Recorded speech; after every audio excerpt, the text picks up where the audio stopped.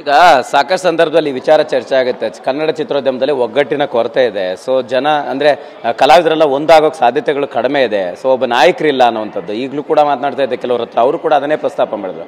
ಈ ಒಗ್ಗಟ್ಟಿನ ಕೊರತೆ ಇರುವಂಥದ್ದು, ನಾಯಕರನ್ನ ಸೃಷ್ಟಿ ಮಾಡುವಂಥದ್ದು, ಒಬ್ಬರನ್ನ ಲೀಡರ್ ಬೇಕು ಅನ್ನುವಂಥದ್ದನ್ನ ಕೊರತೆ ಹೆಂಗೆ ನಿಭಾಯಿಸಬೇಕು ಅಂತ ಹೇಳ್ತೀರಿ? ಅದು ವಾಣಿಜ್ಯ ಮಂಡಳಿ ಕೂತ್ಕೊಂಡು ಕಲಾವಿದ ಸಂಘ ಬರೀಬೇಕು. ಕಲಾವಿದ ಸಂಘ ಕರೆದು ಕಲಾವಿದ ಸಂಘ ಚರ್ಚೆ ಮಾಡಿ ಅಂಬರೀಷ್ ಹೋದ ನಂತರ ಯಾವ ರೀತಿ ಇದೆ, ಅಲ್ಲಿ ಯಾವ ರೀತಿ ಮುಂದಕ್ಕೆ ರೂಪರೇಷೆ ಮಾಡಬೇಕು, ಯಾರು ಇದನ್ನು ಮುಂದಾಳತ್ವ ತಗೋತಾರೆ ಅಥವಾ ಯಾರನ್ನ ಒಬ್ಬರು ಜವಾಬ್ದಾರಿ ಕೊಟ್ಟರೆ ಆಗುತ್ತೆ, ಯಾರು ಮಾಡಿಲ್ಲ ಅದು ಹಂಗೆ ಆಗುತ್ತೆ. ಅದರಿಂದ ಇನ್ನು ಮುಂದಕ್ಕೆ ಆಗೋದು ಬೇಡ.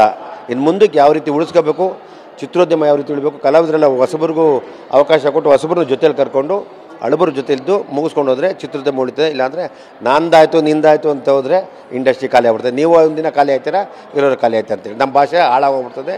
ನಮ್ಮನ್ನು ಚಿತ್ರರಂಗದ ಮೂಸ್ ನೋಡಲ್ಲ ಅಂತೇಳಿ ಇಚ್ಛೆಪಡ್ತೀನಿ. ಈಗ ನಿನ್ನೆ ಸಾಕಷ್ಟು ಕಲಾವಿದರಿಗೆ ಆಹ್ವಾನ ಇರಲಿಲ್ವಾ? ಬರದೇ ಇರೋದಕ್ಕೆ ಕಾರಣ ಏನಾಗಿತ್ತು? ಮತ್ತು ಪ್ರತಿ ಸಂದರ್ಭದಲ್ಲೂ ಸಾಕಷ್ಟು ಚಿತ್ರೋದ್ಯಮದ ಕೆಲಸ ಕಾರ್ಯಗಳು ಅಥವಾ ಕಾರ್ಯಕ್ರಮಗಳು ನಡೆಯುವಾಗ ಅಲ್ಲಿ ಎಲ್ಲೋ ಒಂದು ಕಡೆ ಕೊರತೆಗಳು ಕಾಣುವಂಥದ್ದು ಸರ್ವೇ ಸಾಮಾನ್ಯ ಆಗಿದೆ. ಯಾರೋ ಕೆಲವರು ಇರ್ತಾರೆ, ಪ್ರಮುಖರು ಆಬ್ಸೆನ್ಸ್ ಕಾಣುತ್ತೆ. ಸೊ ಇದನ್ನೆಲ್ಲ ಹೆಂಗೆ ಹೇಳ್ತೀರಿ ಅಂತ? ನಿನ್ನೆ ತುಂಬ ಜನ ಬಂದಿಲ್ಲ, ಅದರಲ್ಲಿ ಎದ್ದು ಕಾಣ್ತಿದ್ದು ನಿಜ. ಅದಕ್ಕೆ ಹೇಳ್ತಾನಲ್ಲ, ಇಂಟರ್ನ್ಯಾಷನಲ್ ಫಿಲಮ್ ಫೆಸ್ಟಿವಲ್ ಯಾರನ್ನ ಮೀಟ್ ಮಾಡಿದ್ದಾರೆ, ಯಾರು ಇದಕ್ಕೆ ಯಾರು ಇನ್ಚಾರ್ಜು, ಯಾರು ತೊಗೊಂಡಿದ್ದಾರೆ, ಯಾರು ಅದು ಗೊತ್ತಾಗಬೇಕು.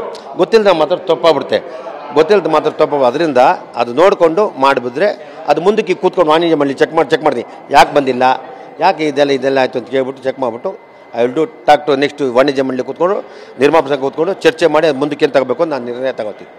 ಈಗ ನಿರ್ಮಾಪಕರ ಪರಿಸ್ಥಿತಿ ಕೂಡ ತುಂಬ ಕಷ್ಟ ಇದೆ. ಸೊ ಅದನ್ನು ನಿಭಾಯಿಸುವಂಥ ನಿಟ್ಟಿನಲ್ಲಿ ಕಲಾವಿದರು ಹೇಗೆ ಸ್ಪಂದಿಸಬೇಕಂತ ಹೇಳ್ತೀರಿ ಅಂತ? ನಿರ್ಮಾಪಕರು ಇವತ್ತು ಆಲ್ಮೋಸ್ಟ್ ಅಲ್ಲಿ ಒಬ್ಬನೂ ಬದುಕ್ತಾ ಇಲ್ಲ. ಯಾಕೆಂದರೆ ಇವತ್ತು ಬಂದಿರೋಲ್ಲ ಅಂದರೆ ಪಿಕ್ಚರ್ ರಿಲೀಸ್ ಮಾಡಿದಾಗ ಕಷ್ಟ ಸಿನಿಮಾ ಮಾಡ್ತಾರೆ, ರಿಲೀಸ್ ಮಾಡೋದು ಭಾರಿ ಕಷ್ಟ ಇದೆ. ರಿಲೀಸ್ ಮಾಡಿದಾಗ ಏನಾಗಿದೆ ಅಂದರೆ ಕೆಲವರು ಇವತ್ತು ಬಂದಂಥ ಕೆಲವರು 80 to 85% ನಿರ್ಮಾಪಕರು ಜನಗಳನ್ನ ತುಂಬಿಸೋದು, ಖಾಲಿ ಥಿಯೇಟರ್ ಬಾಡಿಗೆ ಕೊಡಿ, ಇವೆಲ್ಲ ಮಾಡ್ತೀರಿ. ಇವೆಲ್ಲ ಮಾಡಬೇಡಿ, ಇವೆಲ್ಲ ಮಾಡಿ ದಯವಿಟ್ಟು ಚಿತ್ರರಂಗ ಬರಬೇಡಿ.